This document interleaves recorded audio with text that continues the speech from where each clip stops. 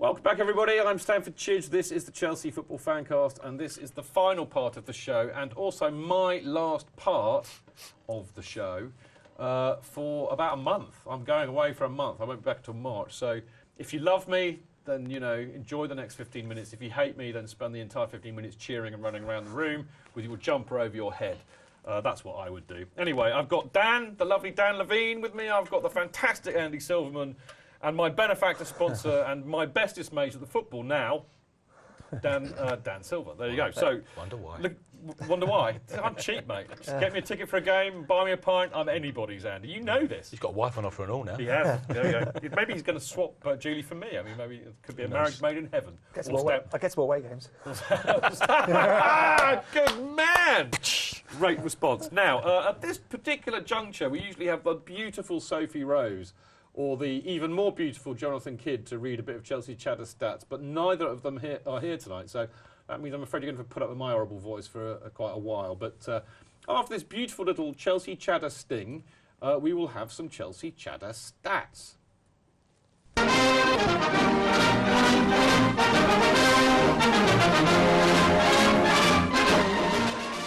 never knew Chelsea had so much history. Right, I shall be reading this in the voice of Stamford Chidge, not Sophie Rose or Jonathan Kidd or any other, or what was his, Rex from Toy Story? I don't know. Anyway, so Chelsea Chatter stats this week they are short, but they are very, very sweet. They are: the Blues have maintained their record of scoring in all 11 home league games this season. The greatest run stands at 38 games set in the 2006-07 season, when I would imagine Mourinho was still there. Chelsea are now, and this is a stat that I love. I think Chad was thinking of me particularly when he wrote this, but Chelsea are now unbeaten in their last 7 games against Liverpool, a new club record. Branislav Ivanovic becomes the 5th overseas player to make 300 appearances for Chelsea. Underline my point earlier on that he's been there a long time and we underrate him. And the stat of the week, this is a cracker too. Chelsea have now reached their 14th final in the Roman Abramovich era. How about that? That's a stat. That's a great stat. stat. Yeah. What stats? Absolutely love that. I mean, there weren't many, but they were quality. Well, I love that one about the Scousers, of course. Yeah. Brilliant, isn't it? Making history, not reliving it. Making history, not reliving it. 14 finals. 14 finals. We've been to about 30 semi-finals. Not in the Roman era, but that was something like our 30th. Must have been to all of them. I know. It is astonishing when you think. Just missed Moscow out of all of them. No one not just Moscow. Yeah, I missed the Moscow final. Yeah. And I missed Amsterdam because I didn't have any money. But I've been to nearly every semi-final. That's the point. Anyway, enough of that.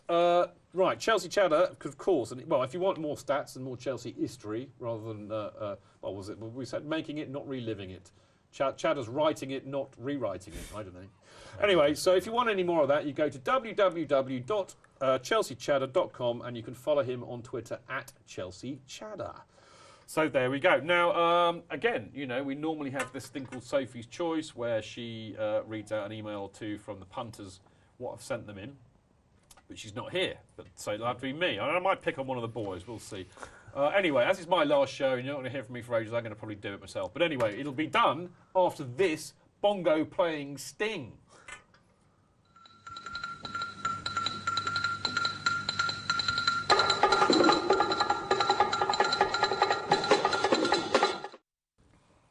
Right, there we go. I am not Sophie. You'll be delighted to know, or not delighted to know, I'm not too sure. But anyway, at this time of the evening, we have a nice little plug for the things that I love most in this world other than Chelsea. And the first one, of course, is the Chelsea Supporters Trust. So what you should jolly well go and do right now is go and join the Trust, and if you do that, it will enable you to get your voice heard by the club. All you have to do is to pay £5, £5 English pounds, and that means you can become a voting member, which means, amazingly enough, that you can vote in all the important meetings and the AGM and things like that, and other motions that we have. If you can't afford a £5, I can understand that, I'm skint, but it doesn't matter. You can still become a member because you can join up as a non-voting member. All that will mean is that you can't vote. You've guessed it. The clue is always in the question. But it really is good. I mean, the Chelsea Fancast are massive supporters of the Chelsea Supporters Trust. I am on the board, as is Ross, as is Pablo. So we're very well involved, and we think it does a great thing. If you become a member, you can turn up to the meetings, you can come to various events that we have, and as I said, you can vote on all the big issues that hopefully will have something to do with you. And we'll get those to the club for you and hopefully get things changed and improved where we deem necessary. Also, every home match day, there's a CST presence. One of us, me, Pablo, Ross, Tim Rolls, Cliff Auger, you name it, are usually hanging around the CFC UK stall to answer any questions you have or any kind of Chelsea Supporters Trust type issues. So don't forget to do that. Now, itchy nose, blimey. Talking of the Chelsea Supporters Trust, of course, and the CFC UK stall can mean only one thing. Go and buy CFC UK. It's very, very simple.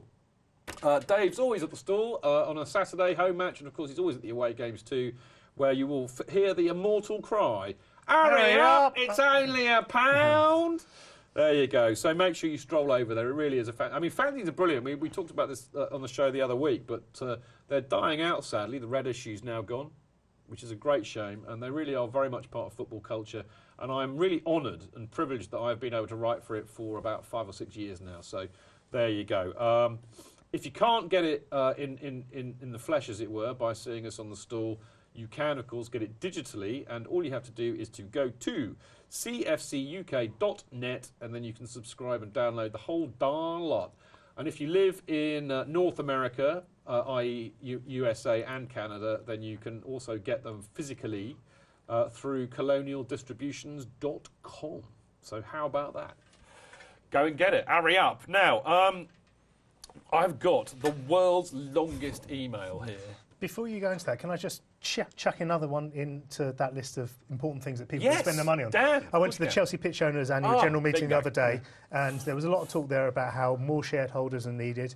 For £100, you can own a share, an actual piece of Stamford Bridge. You can be the landlord of Chelsea Football Club. It's really important in the future of the club, and you can now buy them in instalments if you can't afford £100 really? all up front. Yeah, that's a new thing. So if you Google Chelsea Pitch Owners, you'll find it all on the Chelsea Pitch Owners site. I tell you what, Dan, change of plan, because Hassan, I'm really sorry, mate. It's a hugely long email, and I just, do you know what? I just don't think I can read it all out. If we get time, I'll try, but actually, we should talk about the CPO. I mean, you were at the meeting on Friday. Yes, Can you tell me all about the meeting? Yeah, it was a good meeting. It wasn't anything headline grabbing. It was quite harmonious, which is quite unusual for Chelsea Pitch Owners meetings. Has a bit of a reputation for a bit of aggro. Yeah. If you like a lot of aggro with the meetings, join CPO. I think a lot of people have decided there's been controversy in the past, and we've put all that behind us. And now is a very interesting time because, of course, Roman Abramovich is doing this study into the future of Stamford Bridge and of the local area, and whether it's possible to improve both to accommodate a bigger ground at Chelsea.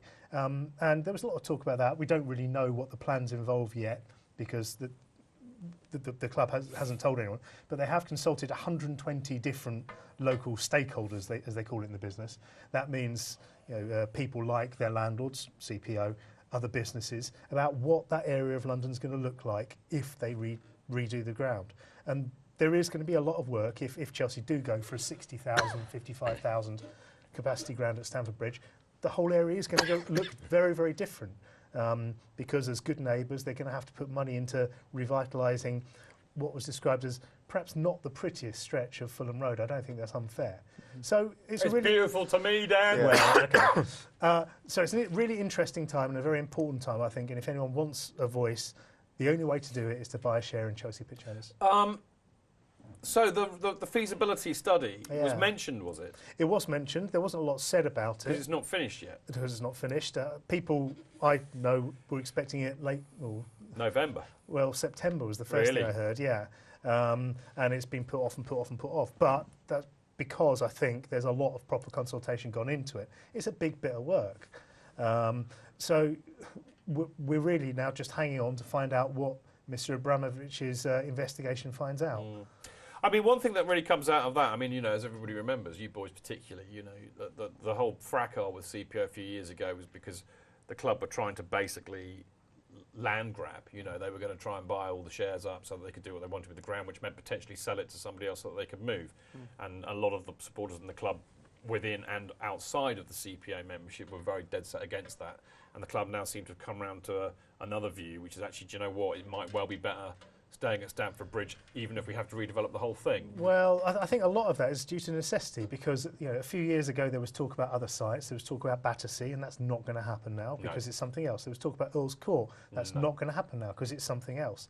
And what else is there in the local area?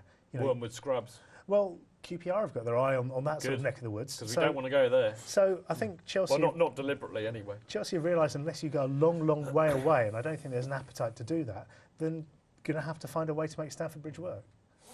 So what other things came out of the CPO meeting? Anything else of interest? Is membership growing? Membership is growing. I think there's a mandate to sell up to 1,000 shares a year. I think there are about 500 sold in the last year. That's not bad. So, and they are selling very, very well. The number of shares sold in the last few years is far, far higher than it was before all this blew up. And it's really good to see people getting involved. One of the big things that came through was if shares have been missold in the past, the only way to tackle that is to dilute supposedly dodgy shares by getting people who really care in to buy a share. So I'd urge everyone who really cares about the future of Chelsea to buy a share in Chelsea Pitch. On a related note, and actually, I mean, he's right. I mean, anybody can buy a share. I mean, if you're in England or Australia, America, Ulaanbaatar, it doesn't matter. And on that note, there's a lovely thing that I saw. Jonathan Sharp, who gets involved with Chelsea in America and is on their podcast quite a lot. He won a print that was up for grabs, I think, in a competition that we held. And he sent me a photograph of it, he'd put it on his wall. Next to that was his framed CPO share. That's great. And that's how it should be. There was a little bit of fear among some people there. If we push out shareholding, if we get people from other places, from overseas, then maybe they don't understand what we understand. Maybe they're not as committed as we are. And I see the debates that people have about this. People are fantastically well informed in America, in India, in Indonesia, all over the place. I get so much interesting comment from places like Nigeria. People understand the issues. And it'd be great to see people who really care about Chelsea getting involved. It doesn't matter where you come from as long as you get it. Exactly. And that's always been the point. And on that point, I'm sorry, Hassan, I would have loved to have read your email out. It was very, very long. I know we covered the points in the body of what we were talking about, but I completely forgot about the CPO meeting. Dan was there, and I just think it was well worth talking about, so thank you for that, Dan. Right, we are on the home straight. Now, make sure, of course, for certainly the next few weeks, because I'm not here, so make sure you send in some good stories and photos and emails to the show by emailing, there you go, chelseafancast@gmail.com, and then the lovely Sophie will read them out on the show and the boys will have a bit of discussion about it. Now, that, I am afraid, is all we've got time for this week. We will be back, well, I say we, the Chelsea Fancast will be back next Monday, and it will be looking back at the Aston Villa game. And, of course, you'll be in the capable hands of Jonathan Kidd and the lovely Sophie Rose. I can't remember who else is on, but I suspect it's probably Charlie and Mart next week. Yeah, Charlie Skillen from Charlie Skillen on the mail, and Dr. Mart. They'll be back, I think, next week.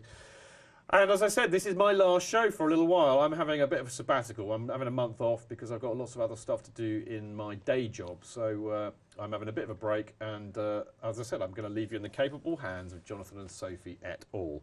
So while I'm away, I want you to behave yourselves, keep listening and watching, going to Mixlr, and of course, be very gentle with Jonathan and Sophie. Now, don't forget, follow the show on Twitter, @ChelseaFancast. And, of course, make sure you check out all the great blogs on the website, chelseafancast.com. And, of course, that is where you can find out all of the information on how to download, get this show and all the rest of it. And, of course, don't forget to join our Facebook group, which is facebook.com/ChelseaFancast. And finally, I'm still doing my IB Times blogs. That was one out today, as you know, on the media agenda, and you can basically keep a lookout on. They're usually out on a Monday, but follow them at IB Times UK Sport. And, of course, the CFC UK fanzine once a month. Right. Many thanks to Dan Levene. It's a pleasure, as always. Love to see you. To Andy Silverman. Thank you for having me. And last but by no means least, the lovely Dan Silver. Good to hear. Thank you Give it very up much. for these boys. They've been brilliant. I've loved sharing my last show for a while with them. Thank you for listening. See you next time. Until then, keep it blue, keep it carefree, keep it Chelsea. Up the Chelsea!